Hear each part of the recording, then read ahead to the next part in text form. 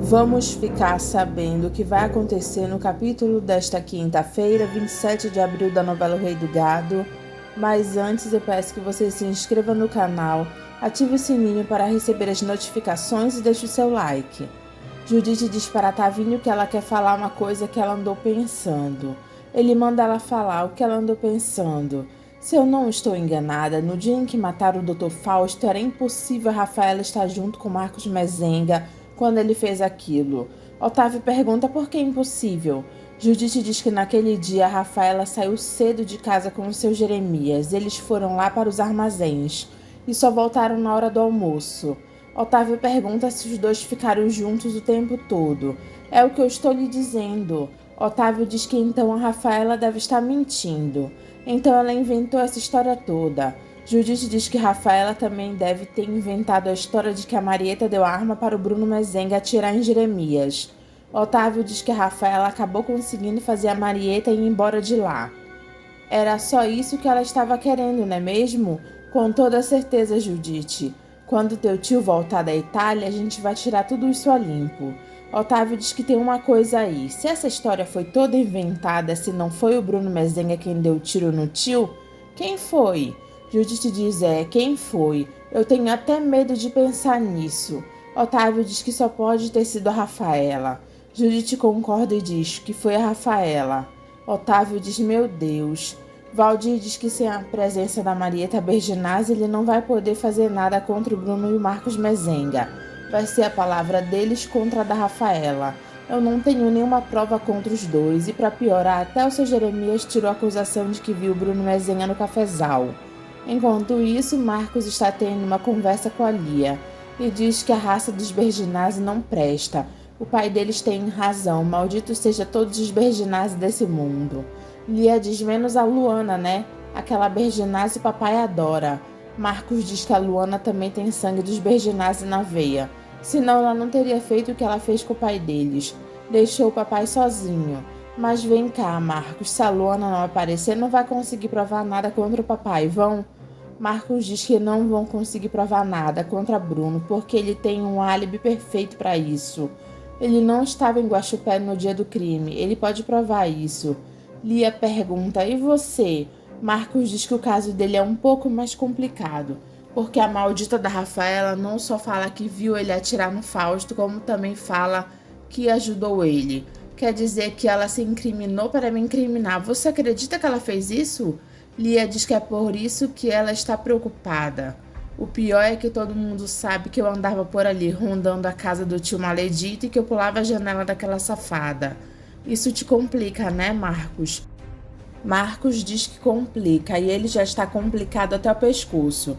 Mas tudo bem, se nos dois processos eu pegar uma pena leve, vai ser uns 40 anos de cadeia. Lia manda ele bater na boca dele. Bordão procura Bruno e diz que o delegado Valdir ligou para ele essa tarde. Bruno com cara séria diz, e daí? Eu acho melhor o amigo falar com o seu advogado, porque ele está querendo pedir a prisão preventiva do seu filho. Bruno pergunta no que Valdir está se baseando para pedir a prisão preventiva de Marcos. No fato do Marquinhos já ter matado outro lá no sul de Minas. Bruno diz que o filho dele não matou ninguém no sul de Minas e nem aonde quer que seja. O que ele fez ele já confessou e mesmo assim não era intenção do meu filho matar aquele traste. Bordão diz que ele já está sabendo disso, que na medida do possível ele tem tentado ajudá-lo. Bruno diz que não vai mais deixar o delegado Valdir prender o filho dele de maneira nenhuma. Bordão diz que só quem pode evitar isso é o advogado dele. Bruno pega o telefone para ligar para o advogado dele. O advogado diz para Bruno o que ele vai fazer. E Bruno diz que agora ele já está mais aliviado e agradece a ele. Bordão pergunta como foi. E Bruno diz que o advogado falou com o delegado Josimar e ele pensou que o filho dele estava respondendo o processo em Minas. É afobado esse Dr. Valdir. Bordão diz que Valdir está louco atrás da dona Marieta. Será que ele ainda está atrás dela? Bordão diz que está, isso que preocupa ele. Bruno diz para ele não se preocupar porque mesmo que Valdir encontre a Luana, ela não vai confirmar nada da história contada pela maledita Rafaela Berginazzi. Otávio diz para Judite que o erro da Marieta foi ter ido embora de lá. Judite diz que entende a Marieta porque ela está esperando o filho que tem o sangue dos Mezengas e dos Berginazzi. Ele diz, claro, ela é uma Berginazzi. Mas lá na casa dos Mezengas ela vivia escutando que os Berginazzi não prestam e que todos eles deveriam nascer mortos. Aí ela veio pra cá para escutar o mesmo ódio do tio pelos Mezengas. Otávio diz que Jeremias estava louco para ver o filho dela nascer. Judite diz que Jeremias ia gostar dele pela metade, só pelo lado Berginazzi do menino. A Marieta tinha maior raiva desse ódio deles. Otávio diz que Marieta estava imaginando que o filho dela, qualquer arte que ele fizesse para o tio, era por causa do sangue dos Mezenga.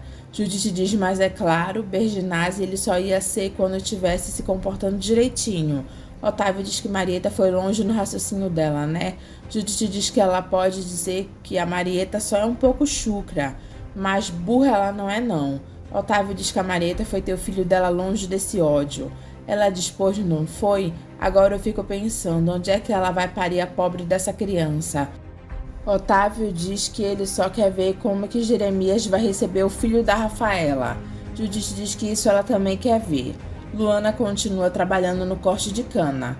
Bruno pergunta para Zé do Araguaia onde ele estava que não dava notícia para ele. Zé diz que ele estava andando por esse mundo afora. Onde aparece o canavial eu estou correndo. Eu falei lá com os seus conhecidos, mas eles não me deram notícias nenhuma da Luana da Marieta. Por aqui ela não apareceu, pode estar certo disso, mas eu tô correndo atrás, patrão. Onde tem boia fria eu tô fuçando. Bruno manda ele continuar procurando e não desanimar. E que isso, patrão, não me conhece? Eu não sou lá de desanimar. Se ela estiver no corte de cana, pode estar certo que eu acho ela. Tá certo, Zé, eu continuo confiando em você. Que Deus ilumine os seus passos para você encontrar a Luana. Bruno pensa, se ela não está cortando cana, está onde? Será que ela voltou a invadir terra com aquela gente? Judite diz para Rafaela que Jeremias ainda não voltou da Itália e nem telefonou mais de lá. Eu não tenho notícia nenhuma dele para lhe dar. O Tavinho tá aqui cheio de trabalho, não está pensando em voltar agora para ir não. Por que você não volta para cá? Tá certo, quando ele chegar eu mando ele ligar para você. Tchau. Tá ressabiada, diaba. Bruno diz para Marcos que o Dr. Valfredo ligou para ele e disse que o juiz acolheu a denúncia que o delegado lá do Guarujá fez contra você. Marcos pergunta o que quer dizer isso. Quer dizer que você vai ter que responder pela morte daquele salafrário. Ô pai, isso é jeito de me acordar? Bruno pergunta se ele acha que ele tem dormido essas noites todas. Quer saber, pai? Está tudo bem, não esquenta a cabeça não. Não esquenta a cabeça? Eu tô com a cabeça fervendo com essa história toda. Você tinha que ter me ouvido e não confessado história nenhuma. Tá certo, pai, mas agora o negócio é encarar. Agora o negócio é encarar, é? Marcos diz, agora eu estou nas mãos de Deus. Clóvis diz para Josimar que isso vai ser manchete em todos os jornais. Filho do rei do gado mata amante da mãe. Já pensou? Josimar diz que ele vai se aposentar com chave de ouro. Clóvis diz, principalmente se o príncipe do gado for condenado. Não, nada disso, detetive. Nós fizemos a nossa parte. Agora tudo o que eu quero é que ele tenha um julgamento justo. Só isso. Ele e aquele outro coitado que ajudou ele a enterrar um infeliz na praia. O senhor fez tudo isso em busca de fama, não foi, detetive? Clóvis não fala nada. Bruno diz para Leia no telefone que Marcos não vai ser preso ainda. Ele só vai ter que responder processo. Você me faça o favor de ficar tranquila porque ele está nas mãos do Dr. Valfredo e ele sabe muito bem o que fazer para livrar o nosso filho dessa? Você não precisa vir para cá. Você não tem nada para fazer aqui, não vai ajudar em nada. Você faz o favor de ficar tranquila, tá? Tchau. Lia chama a atenção do pai dizendo que ele foi muito rude com a mãe dela. Bruno diz que Leia sabe o que ela fez. Marcos diz para ele não colocar a culpa nela. Eu não tô colocando a culpa em ninguém. Vai ver que a culpa foi minha mesmo. Porque em vez de eu ter sido o corno manso que eu fui, eu deveria ter ido lá e matado aquele infeliz em vez de deixar você ir lá fazer isso. Júlia diz, nossa... Lia diz que o pai dela tem motivo de sobra para estar nervoso. Marcos diz que se for para ficar esse clima lá dentro, ele prefere esperar pelo julgamento na cela. Dimas diz para Lia que Marcos é bem capaz de fazer isso. Lia diz que está até parecendo que Marcos já foi condenado. Marcos diz, eu fiz, eu pago e pronto. Geraldino, filho de uma égua, você não falou que o mar ia subir tanto. A maré mais alta do ano justo naquele dia é muito azar. Ele pega o telefone para ligar para Liliana antes que alguém vá encher a cabeça dela. Liliana atende o telefone. Marcos pergunta se ela está legal e o filho deles. Liliana diz que os dois estão ótimos e que o bebê está chutando bastante ela. Marcos pergunta se dói quando o bebê chuta ela. Não, não dói. Que pergunta Marcos? Quando ele chuta, ele está me dizendo que ele está vivo. Marcos diz legal e pergunta se ela está bem. Eu tô legal, mas por que essa preocupação toda comigo agora? Eu já te falei, eu descobri que te amo, Lili. Liliana pergunta o que está acontecendo com ele. Ele diz que não é nada, é que é pra ela ficar calma, que ele explica. Você sabe aquela história que aconteceu no Guarujá? Ela diz que sabe e pergunta o que tem. Não se preocupa, não fica aflita, eu vou ter que ir a julgamento. Liliana pergunta se ele vai ser preso. Rosa diz preso e Marcos pede para ela ter calma porque ele só vai ter que enfrentar um júri, que não vai acontecer nada com ele. Liliana começa a passar mal. Enquanto isso, Marcos está dizendo que ele vai estar lá quando o filho deles nascer. Rosa pergunta para Liliana o que está sentindo. Marcos diz, Lili, você tá me ouvindo? Fala comigo, alô? Rosa pede para Liliana falar com ela o que ela está sentindo. Ô Lili, fala comigo, responde. Ou você me espera que eu tô indo para aí. Filha, pelo amor de Deus, responde o que você tem, Liliana. Liliana fica sentindo dores do parto. Marcos desce com pressa e diz que está saindo. Lia vai falar com Bruno desesperada, dizendo que Marcos vai se entregar. Ele pergunta se entregar como. Ele falou que prefere esperar o julgamento dele preso. Bruno pergunta se Marcos ficou maluco. Lia diz que Marcos não está gostando do clima que está lá e ele não quer que ninguém fique acusando a mãe deles. Eu não acusei ninguém, mas que história é essa agora? Lia manda ele ligar para o aeroporto porque Marcos é bem capaz de ter pego o helicóptero e ter ido para lá pro Guarujá. Ele não vai pegar coisa nenhuma. Que história é essa? Ele ficou maluco? Ele não vai se entregar coisa nenhuma. Filho meu não fica preso. Liliana diz para Rosa que ela acha que está sentindo as dores do parto. Rosa diz que não é possível porque ainda é cedo para isso. Liliana reclama de dor e Rosa diz que isso é nervoso. Ela ficou assim depois que falou com Marcos. Mãe, eu tô te falando, eu tô sentindo as dores. Rosa diz que só se esse filho foi feito antes do que eles imaginavam. Ela inventou tanta história. Liliana diz que não sabe quando esse filho foi feito, ela só sabe que ele está querendo nascer. Ela diz que está tendo contrações. Rosa pede para ela ter calma porque ela está ligando para o Dr. Amorim. Tinha que ser um mezenguinha para dar toda essa complicação. Liliana pergunta o que ela falou. Nada, filha, eu não falei nada, fica calma. Enquanto isso, Marcos fica dizendo no carro que ele não deveria ter falado nada, porque a Liliana é maluca, ela vai ter um troço. Ele está perdendo tudo nessa vida, ele não pode perder ela nem o filho deles. De repente eu tô falando bobagem e você vai tirar tudo isso de letra, né, Lili? Eu tenho certeza que você vai tirar isso de letra. Rosa e Liliana saem para a maternidade.